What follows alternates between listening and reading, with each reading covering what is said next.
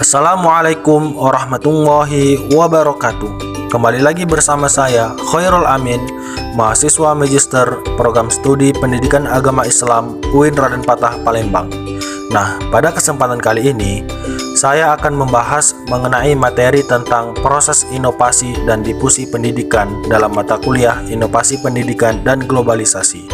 Namun sebelum itu, silakan like, komen, dan subscribe channel ini agar tidak ketinggalan materi selanjutnya.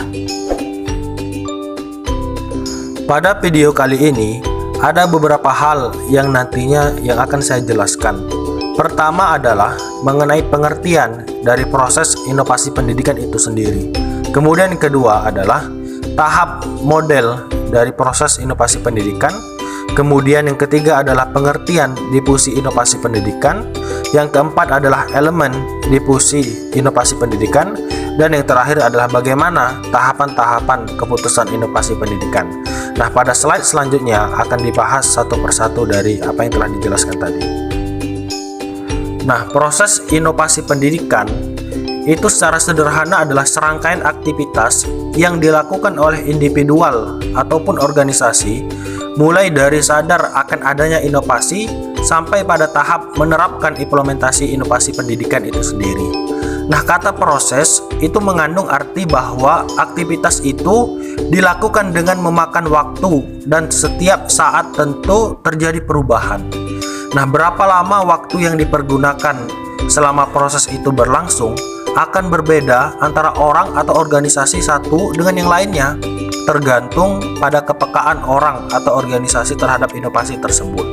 Nah, selain itu juga terdapat proses kesinambungan selama proses yang akan selalu terjadi perubahan sampai proses dari inovasi itu dinyatakan berakhir. Adapun model proses inovasi pendidikan terbagi menjadi beberapa tahapan. Pertama adalah tahap permulaan atau initiation stage. Yang kedua adalah tahap implementasi atau implementasi stage. Nah, tahap permulaan atau initiation stage itu pertama adalah langkah pengetahuan dan kesadaran. Jadi sebelum inovasi dapat diterima calon penerima, itu harus sudah menyadari bahwa ada inovasi. Dan dengan demikian ada kesempatan untuk menggunakan inovasi dalam organisasi atau individu tersebut. Kemudian yang kedua adalah pembentukan sikap terhadap inovasi.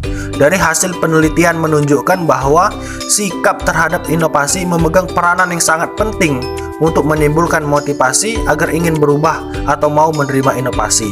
Kemudian yang ketiga, langkah pengambilan keputusan. Jadi jika unit pengambilan keputusan dalam organisasi menganggap bahwa inovasi itu memang dapat diterima dan ia senang untuk menerimanya, maka inovasi akan diterima dan diterapkan dalam masyarakat. Nah, yang kedua adalah tahap model proses inovasi pendidikan, yaitu tahap implementasi atau implementasi stage. Pertama adalah langkah awal atau permulaan implementasi.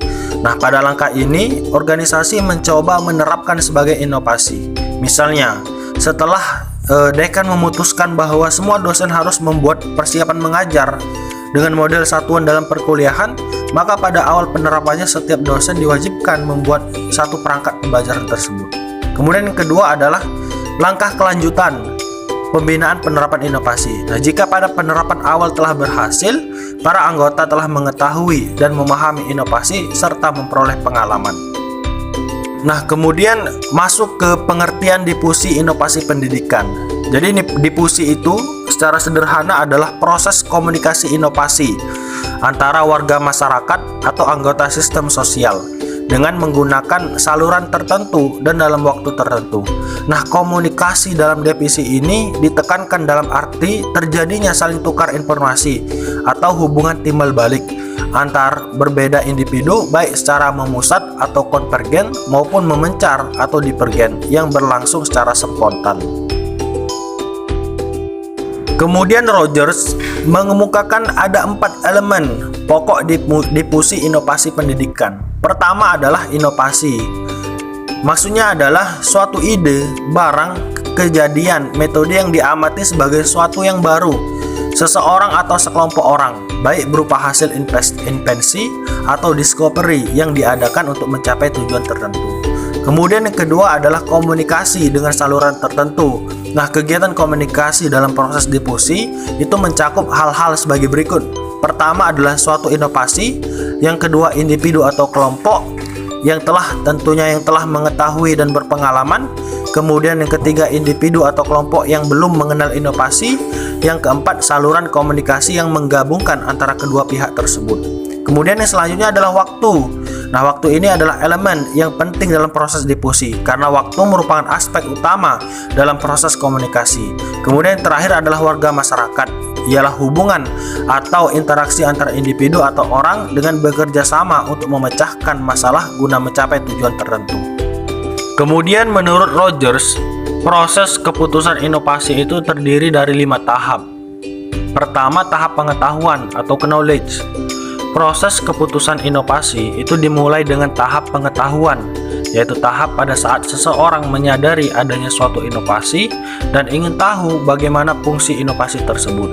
Kemudian yang kedua, tahap bujukan atau persuasion. Pada tahap persuasi dari proses keputusan inovasi, seseorang membentuk sikap menyenangi atau tidak menyenangi terhadap inovasi. Kemudian yang ketiga, tahap keputusan atau decision. Nah, tahap keputusan dari proses inovasi berlangsung jika seseorang melakukan kegiatan yang mengarah untuk menetapkan, menerima atau menolak inovasi. Kemudian yang keempat itu tahap implementasi atau implementation. Nah, tahap implementasi dari proses keputusan inovasi terjadi apabila seseorang menerapkan inovasi. Kemudian yang terakhir adalah tahap konfirmasi atau confirmation. Nah, dalam tahap konfirmasi ini seseorang mencari penguatan terhadap keputusan yang telah diambilnya, dan dia dapat menarik terhadap keputusan yang telah diambilnya, dan ia dapat menarik kembali keputusan jika memang diperoleh informasi yang bertentangan dengan informasi semula. Nah, mungkin ini saja yang dapat saya jelaskan pada pembahasan kali ini. Semoga dapat bermanfaat untuk kita semua. Lebih dan kurangnya saya mohon maaf. Saya akhiri. Wassalamualaikum warahmatullahi wabarakatuh.